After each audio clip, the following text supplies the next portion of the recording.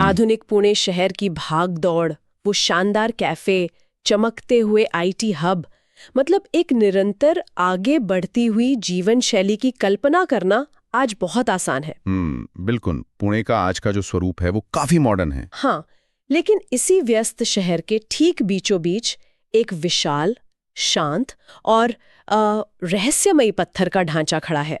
एक ऐसा ढांचा जो मराठा साम्राज्य के अभूतपूर्व वैभव का गवाह भी रहा है और उसके सबसे दर्दनाक पतन का भी। शनिवारवाड़ा। एकदम सही।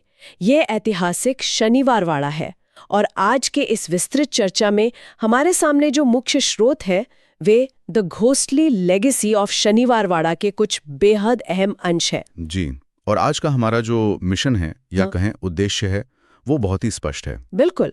हमें ये समझना है कि कैसे आधुनिकता से घिरे इस शहर में सत्ता और शौर्य का ये प्रतीक आज भारत की सबसे डरावनी और रहस्यमयी जगहों में से एक बन गया है। मतलब ये भानगढ़ या कुलधरा जैसी कोई कोरी तांत्रिक कहानी नहीं है। नहीं, बिल्कुल नहीं। नहीं, ये कोई सामूहिक पलायन का किस्सा है। हाँ, ये सत्ता की अंधी दौड़, लालच और इतिहास के पन्नों से निकले एक ऐसे खौफनाक सच की दास्तान है जो आज भी गूंज रही है।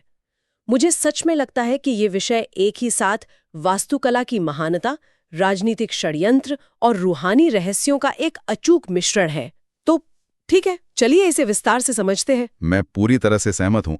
ये वाकई एक बेहद अनूठा और गहरा विषय है।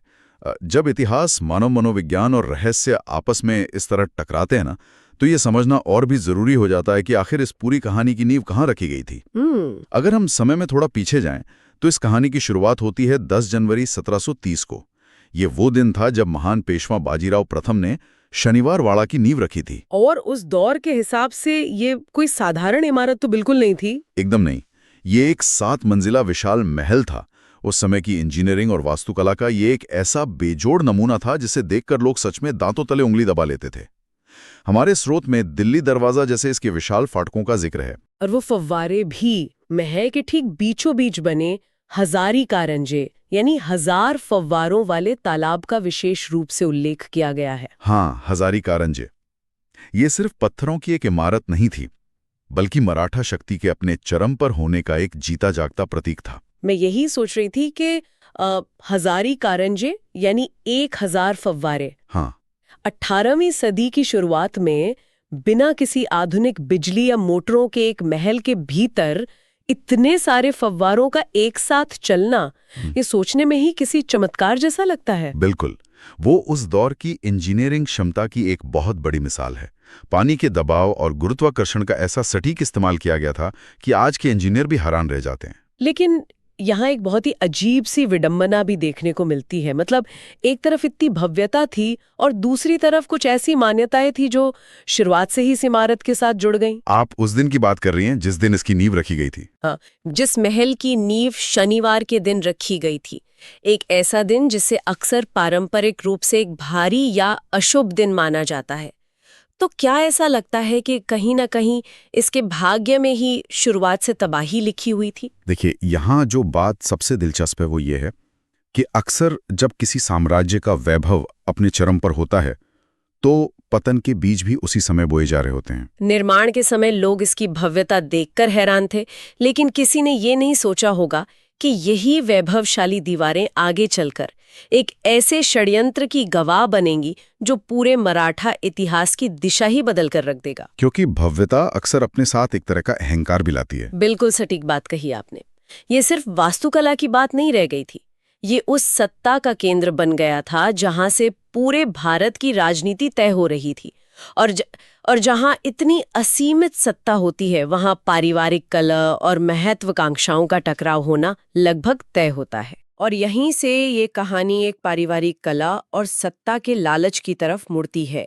पेशवा माधवराव की मृत्यु के बाद मराठा साम्राज्य में एक बहुत बड़ा और अप्रत्याशित पीढ़ीगत बदलाव आता है। गद्दी उनके छोटे भाई नारायण राव को मिल जाती है। जी। अब यहाँ ध्यान देने वाली बात यह है कि नारायण राव उस समय कोई अनुभवी शासक या युद्ध के मैदान के कोई दिग्गज नहीं थे। वे महज 17-18 साल के एक किशोर थे। इतनी कम उम्र होने के कारण प्रशासन को संभालने के लिए उनके चाचा रघुनाथ राव, जिन्हें राघोबा भी कहा जाता था, उनको उनका संरक्षक नियुक्त किया गया। संरक्षक तो बना दिया गया, लेकिन राघोबा के मन में पेशवा बनने की एक गहरी लालसा हमेशा से थी। वही तो। और अगर इसे आज के परिप्रेक्ष्य में समझने की कोशिश की जाए तो ये किसी आधुनिक राजनीतिक थ्रिलर या फिर किसी बहुत बड़ी बहुराष्ट्रीय कंपनी के कॉर्पोरेट सक्सेशन वाले नाटक जैसा है। हाँ, जहाँ सीईओ की कुर्सी एक अनुभवहीन युवा को दे दी गई हो और अनुभवी बोर्ड सदस्य बगावत पर उतर आए हों। ये तुलना काफी हद तक सही है। और इस पारिवारिक कलह में एक और किरदार था जिसने आग में घी का काम किया, राघोबा की पत्नी आनंदीबाई। वे महत्वाकांक्षा के मामले में अपने पति से भी कई कदम आगे थीं। स्रोत भी यही इशारा करते हैं। बिल्कुल। उस दौर के पदानुक्रम और सम्मान की दृष्टि से देखें तो आनंदीबाई एक छोटे बालक के अधीन काम करने को अपने स्वाभिमान पर बहुत बड़ी चोट और अपनी तौहीन मानती थीं। नतीजा ये हुआ कि महल के भीतर स्पष्ट रूप से गुटबाजी शुरू हो गई। मतलब शनिवारवाड़ा की दीवारें दो धड़ों में बट गईं। जी, एक गुट उस युवा पेशवा नारायण राव के साथ खड़ा था और दूसरा गुट रघुनाथ राव और आनंदीबाई के साथ सत्ता हथियाने की फिराक में था। ये सत्ता के संघर्ष का एक बहुत ही क्लासिक उदाहरण है कि कैसे महत्वाकांक्षा पारिवारिक रिश्तों पर हावी हो जाती है। लेकिन यहाँ एक सवाल ये भी उठता है कि क्या ये सिर्फ पारिवारिक कलह थी? एक 17-18 साल का किशोर जिसे अचानक इतने बड़े साम्राज्य की जिम्मेदारी दे दी गई हो, उसके अपने ही रक्षक उसकी सत्ता को खत्म करने की योजना बना रहे थे। ये सिर्फ राजनीति नहीं बल्कि मनोविज्ञान का भी एक गहरा अध्ययन है। सही कहा। कैसे सत्ता की भूख इंसान को अपने ही खून के खिलाफ खड़ा कर देती है। ये उसका एक जीता जागता प्रमाण है। बिल्कुल। ये मनोविज्ञान और अवसरवादिता दोनों का मिश्रण था।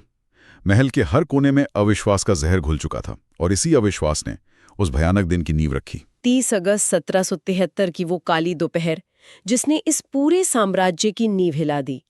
स्रोतों के अनुसार उस समय बाहर गणेश उत्सव का पवित्र और उल्लासपूर्ण समय चल रहा था। जी, बाहर जश्न था, लेकिन शनिवारवाड़ा के भीतर की हवा में भारी तनाव घुला हुआ था। रघुनाथ राव ने महल की सुरक्षा में तैनात गार्दी जाति के मुखिया सुमेर सिंह गार्दी के साथ एक गुप्त समझौता किया। ये गार्दी मूल रूप से भाड़े के सैनिक हुआ करते थे, है ना? हाँ, योजना ये थी कि युवा पेशवा को बंदी बना लिया जाए।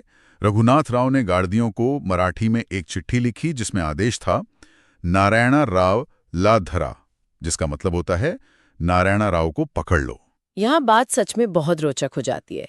ये चिट्ठी गार्दियों तक पहुंचने से पहले आनंदीबाई के हाथों में पड़ गई और सत्ता के मोह में अंधी आनंदीबाई ने केवल एक अक्षर का हेरफेर कर दिया। उसने ध को बदलकर म कर दिया। एक अक्षर का खेल। हाँ, संदेश बन गया नारायण राव ला मरा, यानी नारायण राव को मार डालो। अब यहाँ एक स्वाभाविक संदेह पैदा होता है, क्या गार्दी जैसे पेशेवर सैनिक महज एक कागज के टुकड़े पर इतना बड़ा कदम उठा लेंगे? ये एक बहुत ही शानदार विश्लेषणात्मक सवाल है। क्या उन्होंने रघुनाथ राव से सीधे इस आदेश की पुष्टि करने की कोशिश नहीं की होगी? और क्या इतिहास में सच में इस एक अक्षर के बदलाव का कोई पुख्ता प्रमाण है या ये बाद के इतिहासकारों द्वारा जोड़ी गई कोई नाटकीय कहानी है? देखिए, इतिहासकारों के बीच भी इस एक अक्षर के बदलाव को लेकर काफी लंबी बहस रही है। कुछ का मानना है कि आनंदीबाई के राजनीतिक विरोधियों ने बाद में उनकी छवि को और ज्यादा क्रूर बनाने के लिए इस ध से म वाली कहानी को हवा दी होगी। अच्छा, ताकि उन्हें पूरी तरह से विलेन साबित किया जा सके। जी, लेकिन दूसरी तरफ उस समय के कई समकालीन बखर हैं, मतलब जो मराठी ऐतिहासिक वृत्तांत होते हैं, वे इस घटना का स्पष्ट जिक्र करते हैं।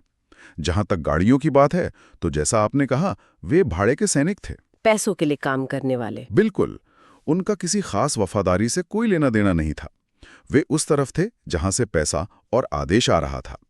महल के भीतर उस दिन इतनी तेजी से घटनाक्रम बदला और इतनी अफरा तफरी मची हुई थी कि किसी क्रॉस चेक या पुष्टि का समय ही नहीं था। सब कुछ बहुत तेजी से हुआ। हाँ, अगर हम इसे बड़ी तस्वीर से जोड़कर देखें तो ये इतिहास के सबसे प्रभावशाली और प्रतीकात्मक पलों में से एक है।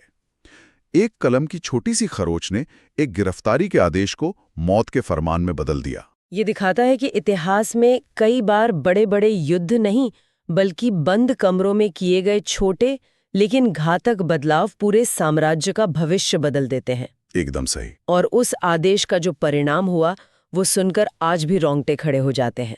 स्रोतों में उस हमले के दृश्य का जो वर्णन किया गया है वो सच में दिल दहला देने वाला है। गार्दी सैनिक अपनी नग्न और चमचमाती तलवारें लेकर शनिवाड़ा के भीतर घुस आते हैं। अचानक महल की शांत दीवारों के भीतर चीख पुकार मच जाती है। जो भी सुरक्षाकर्मी रास्ते में आते हैं उन्हें बेरहमी से काट दिया जाता है। और किशोर पेशवा नारायण राव उस समय सो रहे थे। भयानक शोर से उनकी आंख खुलती है और वे देखते हैं कि उनके अपने ही सैनिक उनकी जान लेने के लिए दौड़ रहे हैं। एक 17 साल का निहत्था लड़का अपनी जान बचाने के लिए बदहवास होकर भागता है। और भागता भी कहाँ है, वो भागकर सीधे अपने चाचा रघुनाथ राव के कमरे की ओर जाता है, इस उम्मीद में कि परिवार का वो बड़ा सदस्य उसे बचा लेगा। यही वो बिंदु है जहां विश्वासघात अपने सबसे विभत्स रूप में सामने आता है। नारायण राव अपने एक चाचा के पास पहुंचते हैं, उनसे लिपट जाते हैं और मराठी में पूरी ताकत से भीख मांगते हैं, काका मला वाचवा, यानी चाचा मुझे बचाओ। ये केवल एक वाक्य नहीं था, ये एक बच्चे का अपने संरक्षक पर किया गया आखिरी भरोसा था। लेकिन रघुनाथ राव ने अपने भतीजे को बचाने के लिए कुछ नहीं किया। उन्होंने मुंह फेर लिया। जी हाँ। गार्दी सैनिकों ने नारायण राव को उनके चाचा की आंखों के सामने ही निर्दयता से काट डाला। और क्रूरता की हद यही खत्म नहीं हुई। इतिहास बताता है कि उस किशोर शरीर के इतने टुकड़े किए गए कि उन्हें एक साधारण से बर्तन में भरकर गुपचुप तरीके से ले जाना पड़ा, ताकि किसी को भनक न लगे। बिल्कुल। और नदी किनारे रातों रात जला दिया गया। मराठा साम्राज्य के एक आसीन पेशवा का अंतिम संस्कार तक हिंदू मर्यादा और विधि विधान के अनुसार नहीं हो सका। नहीं हुई। लेकिन एक हत्या जैसी बड़ी घटना के बाद पुणे शहर शांत तो नहीं बैठा होगा। बिल्कुल नहीं। रघुनाथ राव ने सत्ता तो हथिया ली, लेकिन क्या उन्हें वो गद्दी रास आई? जनता और दरबार के बाकी मंत्रियों की क्या प्रतिक्रिया थी? रघुनाथ राव की ये जीत बहुत ही खोखली साबित हुई। पुणे की जनता और दरबार के वफादार मंत्रियों ने इस विश्वासघात को कभी स्वीकार ही नहीं किया। नाना फडणवीस के नेतृत्व में 12 भाई परिषद का गठन हुआ, जो 12 मंत्रियों का एक समूह था, जिन्होंने रघुनाथ राव के खिलाफ मोर्चा खोल दिया। जी। पुणे शहर उनके खिलाफ इस कदर भड़क उठा कि रघुनाथ राव उस महल में कभी चैन की नींद नहीं सो सके। सत्ता तो उनके हाथ में आ गई थी, लेकिन सम्मान और शांति हमेशा के लिए छिन चुकी थी। और इसी जन आक्रोश के बीच महल के अभिशप्त होने की कहानियां जड़े जमाने लगी। इस भव्य महल में एक रहस्यमयी और भीषण आग लग गई। स्रोत बताते हैं कि ये कोई आम आग नहीं थी। नहीं, बिल्कुल नहीं। ये लगातार 7 दिनों तक जलती रही। उस इंजीनियरिंग के अजूबे की 7 मंजिलें जलकर पूरी तरह राख हो गई। आज जो हम देखते हैं वे सिर्फ बाहरी मजबूत दीवारें और विशाल दरवाजे हैं जो उस तबाही के बाद बच गए। एक इतनी बड़ी पत्थर की इमारत का 7 दिनों तक जलना कोई छोटी बात नहीं है। क्या ये सिर्फ एक दुर्भाग्यपूर्ण प्राकृतिक दुर्घटना थी? देखिए, 1828 की उस आग का असल कारण आज तक वैज्ञानिक और इतिहासकार पुख्ता तौर पर नहीं जान पाए हैं। महल के निर्माण में भारी मात्रा में सागौन की लकड़ी, जिसे टीक वुड कहते हैं, उसका इस्तेमाल किया गया था, जिसने शायद आग को इतने लंबे समय तक सुलगने में मदद की होगी। एक तार्किक कारण ये हो सकता है। हाँ, और उस समय तक पुणे पर ब्रिटिश शासन स्थापित हो चुका था, इसलिए कुछ लोग इसे एक राजनीतिक साजिश भी मानते हैं। लेकिन जब हम स्थानीय मान्यताओं की बात करते हैं तो पुणे के लोग इसे विशुद्ध रूप से कर्मों का फल मानते हैं। उनका मानना था कि वो आग नारायण राव की तड़पती हुई रूह का क्रोध थी। बिल्कुल, जिसने उस विश्वासघात की इमारत को ही भस्म कर दिया जहां उसके साथ इतना बड़ा अन्याय हुआ था। और ये मान्यता आधुनिक दौर में भी खत्म नहीं हुई है। आज हम 21वीं सदी में हैं। पुणे एक वैश्विक आईटी हब है, लेकिन आज भी शनिवारवाड़ा में वो खौफ का साया मंडराता है। दिन में ये एक ऐतिहासिक पर्यटन स्थल है, लेकिन सूरज ढलते ही इस जगह की पूरी ऊर्जा बदल जाती है। ऐसा दावा किया जाता है। हाँ, पुणे नगर निगम ने तो सुरक्षा और इन डरावनी घटनाओं के चलते शाम 6:30 बजे के बाद किले के भीतर प्रवेश पूरी तरह से वर्जित कर दिया है। पर्यटकों, स्थानीय लोगों और यहाँ तक कि ड्यूटी पर तैनात सुरक्षा गार्डों ने कई डरावने अनुभव साझा किए हैं, जिनमें सबसे ज्यादा जो बात परेशान करती है वो है आवाजें। जी। दावा किया जाता है कि विशेष रूप से अमावस्या या पूर्णिमा की रात को आज भी उन खंडरों से वही दर्दनाक पुकार सुनाई देती है, काका मला वाचवा। रात के सन्नाटे में घोड़ों के जोर से हिनहिनाने और गार्दी सैनिकों के भारी जूतों की आहटें सुनाई देती हैं। लेकिन अगर तार्किक नजरिए से सोचें तो पुणे जैसे व्यस्त और शोर शराबे वाले शहर के बीचों बीच क्या ये संभव नहीं है कि ये आवाजें महज खंडरों से टकराकर गुजरती हवा और शहरी शोर का कोई भ्रम हो? इससे एक बहुत अहम सवाल खड़ा होता है। जो मनोवैज्ञानिक और वैज्ञानिक हैं वे इसे बहुत ही तार्किक नजरिए से देखते हैं। विज्ञान में एक अवधारणा है जिसे ऑडिटरी पेरिडोलिया कहते हैं। Auditory pareidolia? जी, यह मानव मस्तिष्क की एक आदत है जहां वो हवा की सरसराहट, पत्तों की आवाज या शहर के दूर के शोर जैसी अनियमित आवाजों में इंसानी आवाजों या परिचित शब्दों को ढूंढने की कोशिश करता है। अच्छा, तो दिमाग खुद ब खुद उस शोर को एक अर्थ दे देता है। बिल्कुल, और चूंकि यहाँ आने वाले लोग पहले से ही इस खौफनाक कहानी को जानते हैं, इसलिए उनका दिमाग उस शोर को काका मला वाचवा के रूप में प्रोसेस करने लगता है। इसे मास हिस्टीरिया का मामला भी कहा जा सकता है। मास हिस्टीरिया, जब बहुत सारे लोग एक ही डरावनी कहानी सुनते हैं तो उनकी सामूहिक धारणा उन्हें उसी तरह की चीजें महसूस करने पर मजबूर कर देती है। एकदम सही। ये तर्क अपनी जगह सही हो सकता है, लेकिन उन भौतिक अनुभवों का क्या जिन्हें नकारा नहीं जा सकता? जो लोग पैरानॉर्मल चीजों का अध्ययन करते हैं उनके अनुभव भी स्रोतों में शामिल हैं। जी, मैंने भी वो हिस्से पढ़े हैं। कई फोटोग्राफर्स ने बताया है कि जब वे वहां तस्वीरें लेते हैं तो उनके कैमरों में अक्सर ऐसी अमानवीय और धुंधली आकृतियां कैद हो जाती हैं जिन्हें शैडो फिगर्स कहा जाता है। दिन की चिलचिलाती गर्मी में भी उस खास जगह पर तापमान अचानक गिर जाता है। वहां हवा में एक अजीब सी ठंडक और भारीपन महसूस होता है। देखिए, इन भौतिक दावों के पीछे भी विज्ञान और डार्क टूरिज्म का मनोविज्ञान काम करता है। तापमान गिरने वाली बात को हम थर्मोडायनामिक्स से समझ सकते हैं। वो कैसे? पुराने खंडरों के पत्थर दिन भर अलग अलग दर से गर्मी सोखते हैं और रात में उसे अलग अलग दर से छोड़ते हैं, जिससे कुछ खास जगहों पर कोल्ड स्पॉट्स बन सकते हैं जहां अचानक ठंडक महसूस होती है। तो ये महज पत्थरों का खेल है? विज्ञान के नजरिए से हाँ। और जहां तक सुरक्षा गार्डों की बात है, जिन्होंने हजारी कारंजे के पास सफेद कपड़ों में एक युवक को बैठे हुए देखने और फिर धुएं में बदल जाने का दावा किया है, ये भी नींद की कमी, थकान और उस जगह के भयानक इतिहास से उपजे मानसिक दबाव का नतीजा हो सकता है। मतलब डार्क टूरिज्म का असर? जी, डार्क टूरिज्म में लोग अक्सर किसी जगह पर डरने की ही उम्मीद से जाते हैं, जिससे उनकी इंद्रियां बहुत ज्यादा संवेदनशील हो जाती हैं। वो हर छोटी आहट को खतरे के रूप में देखते हैं। ये बात तो है। लेकिन जब हम उन लोगों की आंखों में देखते हैं जिन्होंने वाकई उस सन्नाटे में उस मासूम की पुकार सुनी है, तो विज्ञान के ये सभी तर्क उन लोगों के लिए थोड़े कमजोर पड़ने लगते हैं। बिल्कुल, और इसीलिए ये समझना बहुत जरूरी है कि आज का शनिवार वड़ा सिर्फ पत्थरों का एक ढेर या एक पुराना खंडहर नहीं है। नहीं, वो उससे कहीं ज्यादा है। ये अधर्म, सत्ता के लालच और पारिवारिक विश्वासघात का एक ऐसा जीता जागता स्मारक है जो बार बार ये याद दिलाता है कि अन्याय की गूंज सदियों तक शांत नहीं होती। जी। नारायण राव की रूह के भटकने की जो मान्यता है वो शायद इसलिए इतनी गहरी है क्योंकि उस मासूम को न तो जीवन में न्याय मिला, न वो सम्मान मिला जिसका वो हकदार था, और न ही उसका अंतिम संस्कार विधि विधान से हो सका। वो न्याय की अधूरी आस शायद उस किले की दीवारों में आज भी एक कहानी बनकर कैद है।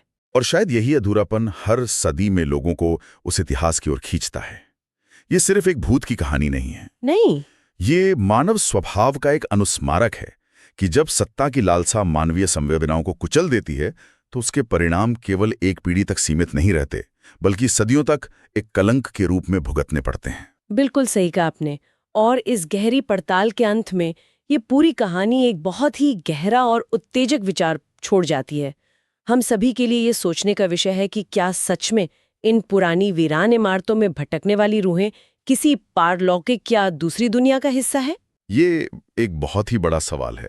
या फिर ये भूत, ये डरावनी आवाजें दरअसल हमारी अपनी सामूहिक मानवीय चेतना का वो अपराध बोध है जो ये सुनिश्चित करना चाहता है कि इतिहास में हुए इतने बड़े अन्याय को कभी भुलाया ना जाए। अगर इतिहास के उस काले पन्ने को मिटाया नहीं जा सकता तो क्या वो हमेशा इसी तरह गूंजता रहेगा? क्या ये भूत वास्तव में बाहर हैं या हमारी उस सामूहिक स्मृति का हिस्सा हैं जो न्याय न मिलने पर कभी शांत नहीं होना चाहते? सोचने के लिए वाकई बहुत कुछ है।